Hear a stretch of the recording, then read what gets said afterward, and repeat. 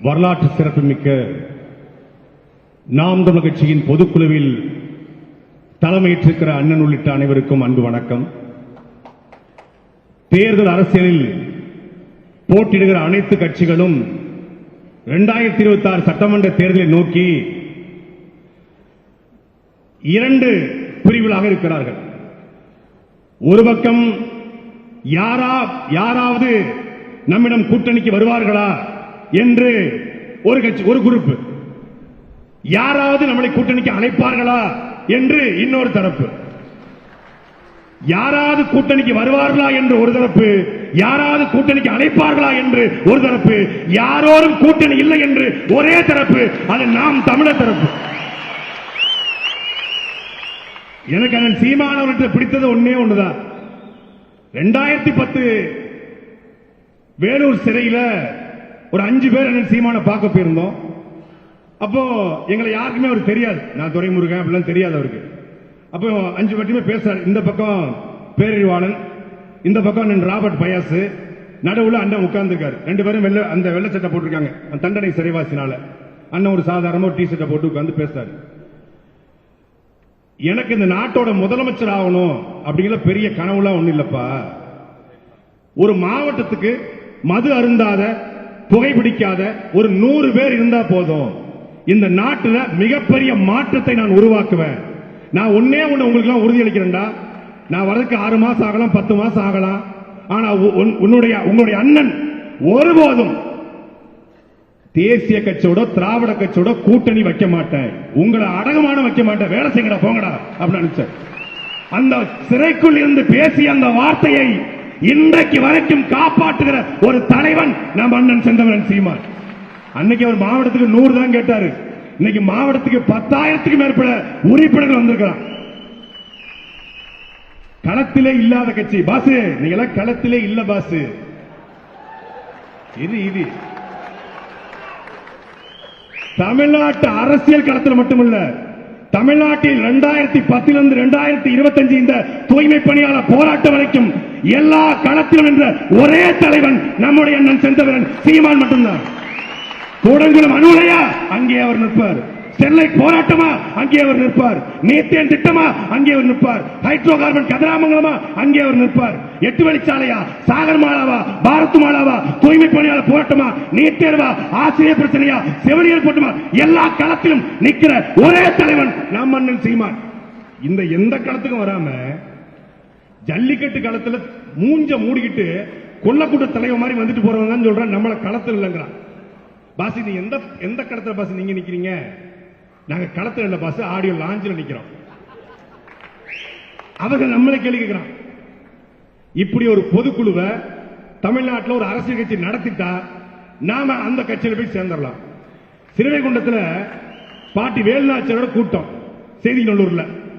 அந்த கூட்டம் முடிஞ்ச உடனே ஒரு முக்கியமான ஒரு ஆள் சொல்லியிருக்காரு, அந்த பகுதியில் கூடிய ஒரு அரசியல் கட்சியுடைய முக்கியமான ஆளு.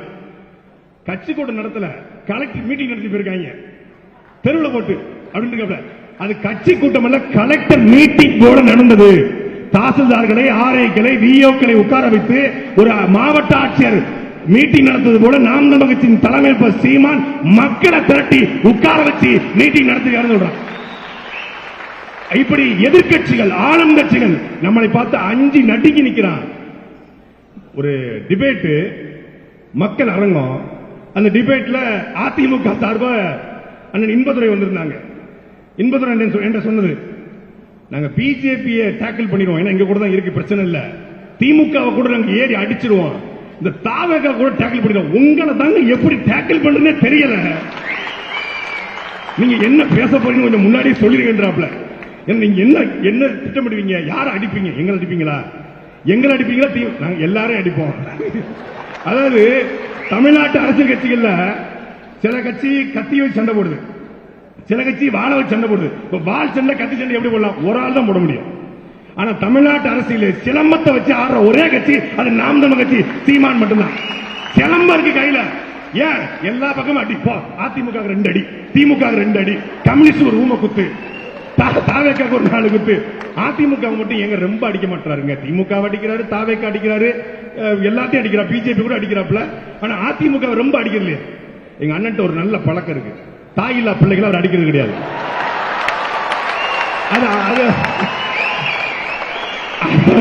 அது சிவகங்கை மண்ணுக்கே உள்ள அது பாசம். தாயில்லா பிள்ளைகளை தலையில அடிக்க கூடாதுன்னு சொல்லி ஊர்ல சொல்லுவாங்க. அதெல்லாம் என்ன பண்ணுவீங்க, ஊமை குத்தா 4 குத்து குத்தி விட்டுருவோம்.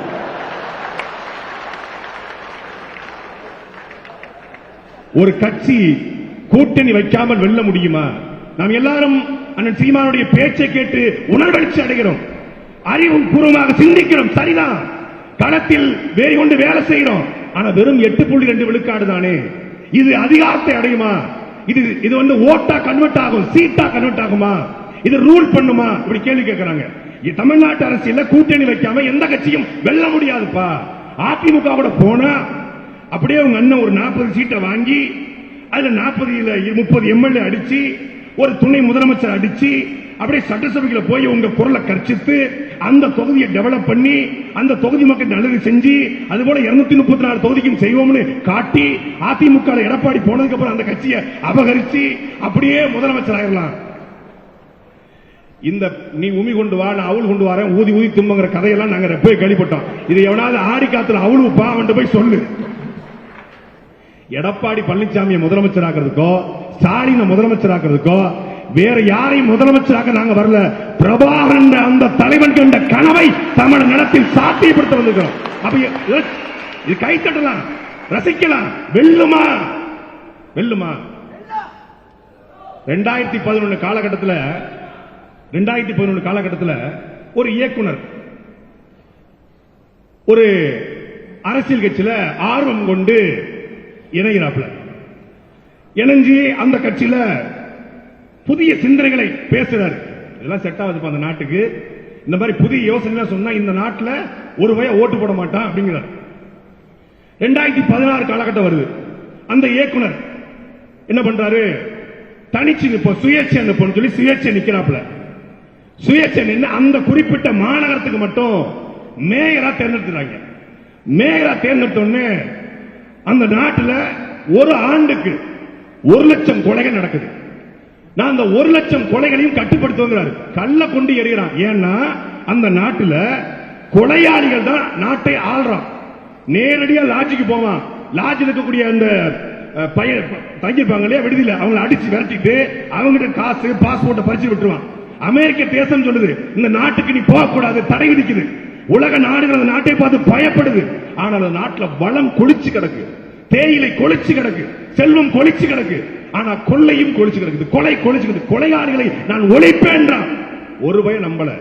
2018 நியூ தாட்ஸ், புதிய யோசனைகள் அப்படிங்கிற ஒரு கட்சியை உருவாக்குறான். கட்சியை உருவாக்கி நான் ஆட்சிக்கு வந்தால் இந்த கூலிப்படையை ஒழிப்பேன் என்று சொல்றான். 53 விழுக்காடு வாக்குகளை எடுத்து 6,96,00,000 வாக்குகள் இருக்கக்கூடிய அந்த நாட்டில் கிட்டத்தட்ட 3 கோடி வாக்குகளை பெற்று வெற்றி பெறான். வெற்றி பெற்ற உடனே அந்த நாட்டின் தலைநகர் இருந்து சரியா 100 கிலோமீட்டர்ல உலகத்திலே பெரிய ஜெயில கட்டான். பெரிய ஜெயில கட்டி 80,000 பேரை ஒரே நாள்ல கைது பண்றான். எப்படி இங்க ஆத்துமல்ல கொள்ளடிக்கிறவன் கனிமூலத்தை கொள்ளடிக்கிறான், அது போல கூலிப்படை பூரா கைது பண்றான். கைது பண்ணி அந்த ஜெயில போடுறான். அந்த சிறையில தொலை தொடர்பு கிடையாது, மனு பார்க்க முடியாது, எந்த விதமான அடிப்படை வசதியும் கிடையாது. சிறையில போட்டுறான். நாடே கொந்தளிக்குது. பத்திரிகையாளர் எழுதுறாங்க, இவன் சர்வாதிகாரி, இவன் பயங்கரவாதி, இவன் கருத்து சுதந்திரத்துக்கு எதிரானவன். எழுத ஆமாடா, நான் கருத்து சுதந்திரம், நான் சர்வாதிகாரி, என் நிலத்தை காப்பாற்ற எனக்கு வேற வழி இல்லைன்னு போடுறான். 2024 திருப்பி தேர்தல் வருது. 75 விழுக்காடு வாக்களை பெற்று 2வது முறையாகவும் அவனே அந்த நாட்டின் அதிபராக மாறியிருக்கிறான். நாடு எல் சால்வடார் என்கிற வட அமெரிக்க தேசம். ஒரு சாதாரண தொலைக்காட்சியில விளம்பரத்தை எடுத்த இயக்குனரே அந்த நாட்டை ஆளுகிற பொழுது இந்த தமிழ்நாட்டில் அதே காலகட்டத்திலே அதே திரைத்துறை வந்த நாம் தமிழர் கட்சியுடைய தலைமை ஒருங்கிணைப்பாளர் சீமான் வெல்ல முடியாதா என்பதை அறிவார்ந்த மக்கள் சிந்திச்சு பார்க்கணும். இன்னைக்கு எல்லாரும் கூகுள் பண்ணி பார்த்தா இப்ராஹிம் ட்ரோடேன்னு தமிழ்ல தேடினா தமிழ்நாட்டின் இப்ராஹிம் ட்ரோடேன்னு ஒரு பேர் வருது. இப்ராஹிம் ட்ரோடேக்கும் தமிழ்நாட்டில் அந்த இப்ராஹிம் ட்ரோடேக்கும் நேரடியா ரத்த சம்பந்தமோ மொழி சம்பந்தமோ கிடையாது. ஆனாலும் தமிழ்நாட்டின் இப்ராஹிம் ட்ரோடே என்று தேடினால் வருகிற ஒரு பெயர் நம்முடைய அண்ணன் செந்தமிழன் சீமான். அதே மாதிரிதான் இப்ராஹிம் ட்ரோடே பெரிய அதிகார வர்க்கம். அந்த அதிகாரத்தை எடுத்து ஒரு 35 வயசு பையன் இன்னைக்கு புர்கினோ பாசோ என்கிற அந்த நாட்டினுடைய அதிபராக மாறி இருக்கிறான். அதுக்கு முன்னாடி அவனுடைய முன்னோர்கள் எப்படி இங்க தமிழரசன் நம்முடைய கலிய பெருமாள் நம்முடைய முன்னோர்கள் ஒரு தமிழ் தேசிய களத்தை உருவாக்கி அதிலே தோற்று போய் வீழ்ந்து போய் அதற்கு பிறகு ஈழத்திலே நம் தலைவன் பிரபாகரன் உலகத்தின் 24 நாடுகளை எதிர்த்து ஒரு நாட்டை கட்டமைக்க முயற்சி செய்து வெற்றி பெற்று சூழ்ச்சிகளால் வீழ்த்தப்பட்டானோ அதே போல அந்த புர்கினோ பாசாவிலையும் சங்கரா என்கிற ஒரு புரட்சியாளர் சங்காரா என்கிற ஒரு புரட்சியாளர் பெரிய விதையை போட்டான், பேஸ்மெண்ட் போட்டான். அந்த அடித்தளத்தில் புர்கினோ பாசாவில் இப்ராஹிம் தோடு இன்னைக்கு அதிகாரத்தை கைப்பற்றுகிறான்.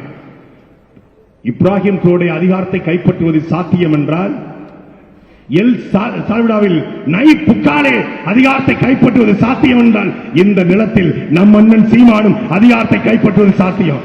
சின்ன பையன் 8.2 நினைக்காதீங்க. கோலியாத்து தாவித்து கதை நமக்காகத்தான். பெரிய பூதம் கோலியாத்தை தாவிது எப்படி வீழ்த்தினாலோ இந்த திராவிட பூதங்களை நாம் இந்த களத்திலே வீழ்த்துவோம். வேலுநாச்சியார் மருதுபாண்டியர் நமக்கு சாட்சியா இருக்காங்க.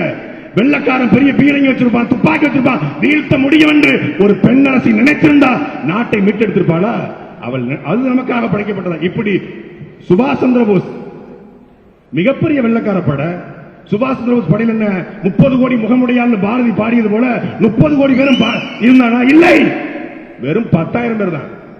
வெறும் 10,000 பேரை வச்சுக்கிட்டு தான் வெள்ளக்காரனை ஓட ஓட விரட்டி அடித்தார் சுபாஷ் சந்திர போஸ். அதே போலத்தான் இந்த அரங்கில் இருக்கிற நாம் ஒவ்வொருத்தரும் நினைத்தால் எல்லாரும் கலைஞர் சொன்னாங்க, எல்லாரும் சொன்னாங்க முதலமைச்சர். அதுக்கு நமக்கு கேட்கறது நமக்கு நல்லதா இருக்கு. நம்ம அண்ணன் முதலமைச்சர் நம்ம கேட்க நல்லதா இருக்கு, ஆகணும்னு நமக்கு ஆசைதான் இருக்கு. ஆனால் அதுக்கு நாம் ஒற்றுமையா உழைக்கணும். கட்சிக்குள்ள இருக்கக்கூடிய சின்ன சின்ன சிக்கல்கள் குறித்து எல்லாம் நிறைய பேர் பேசினாங்க. இது கலந்தாய்வு கூட்டம் கிடையாது. யாரை எப்படி இயக்க வேண்டும் என்று அண்ணன் சீமானுக்கு தெரியும். நிறைய பேர் நினைச்சிட்டு இருக்காங்க சீமானுக்கு சாட்டை சீமானுக்கு ரொம்ப நெருக்கம், தேவா சீமானுக்கு ரொம்ப நெருக்கம், பாக்கிராசன் ரொம்ப நெருக்கம், இமாயின் நெருக்கம். இவங்க எல்லாம் சேர்ந்துகிட்டு சீமான்ட்ட வத்தி வச்சு விட்டுறாங்க, சீமான்ட்ட போட்டு விட்டுறாங்க. இவங்க காருக்குள்ள சொகுசா பயணிக்கிறாங்க. அந்த காருக்குள்ள ஏறி பயணிச்சாதாயா தெரியும் உங்களுக்கு. யாராவது தயவு செய்து ஒரு 2 நாள் டிராவல் பண்ணி பாருங்க, யாராவது தேவைப்படுங்க. அந்த பாக்கியராசன் ஒருத்தர் அது பாடி மட்டும் தான் அலைஞ்சிட்டு இருக்கு. அவரெல்லாம் செத்து ரொம்ப நாள் ஆச்சு, அது பாடி தான் போயிட்டு இருக்கு. ஹிமாயின் ஆல்ரெடி கூட ஆயிட்டாப்ல. நான் கொஞ்சம் உயிர் ஒட்டிக்கிட்டு இருக்கேன். எனக்கு பெர்ஃபெக்ஷன் டு த கோர். எப்ப இதை பண்ணலையா அதை பண்ணலையா இதை பண்ணலையா. நைட்ல 11:30 மணிக்கு மேல ஆன்லைன்ல நான் ஆஃப் பண்ணி வச்சிடறேன். 12 மணிக்கு அண்ணன் கூப்பிட்டாருன்னு பயமா இருக்கு. ஏய் அந்த வேட்பாளர் என்னப்பாச்சு, வருவானா வரமாட்டானப்பா, ஐயோ அண்ணன் கூப்பிட்டு முன்னாடி மேனேஜர் கூப்பிட்டு பயந்துட்டு மெடிக்கல் இருப்பார் போது, இப்ப அண்ணன் கூப்பிட்டு 12 மணிக்கு மேல போனா அண்ணன் கூப்பிட்டு பயமா இருக்கு. ஏன்னா பயம்னா எதுக்கு பயம்? வேலை செய்யல அப்படிங்கிறதுக்காக கேள்வி கேட்டுக்கொண்டே இயக்கி கொண்டிருப்பாரு. அவரை யாராலையும் இயக்க முடியாது. துரைமுருகனோ தேவாவோ பாக்கியராசனோ ஹிமாயினோ யாராலையும் அண்ணன் சீமானை இயக்க முடியாது. அவரை இயக்கிற ஒரே ஒரு ஆள், அவரை இயக்கிற ஒரே ஒரு ஆள் அவர்தான். அவர் கட்டுப்படுகிற, அவர் பேச்சை கேட்கிற, அவர் குறைந்தபட்சம் பயப்படுகிற ஒரு ஆள் அவருக்கு மட்டும்தான். அவருக்காக தான் அவர் இயங்குறாரு. அவருக்காக இவருக்காகவும் சேர்த்து நாம இயங்கணுமே ஒழிய நம்ம யாராலையும்.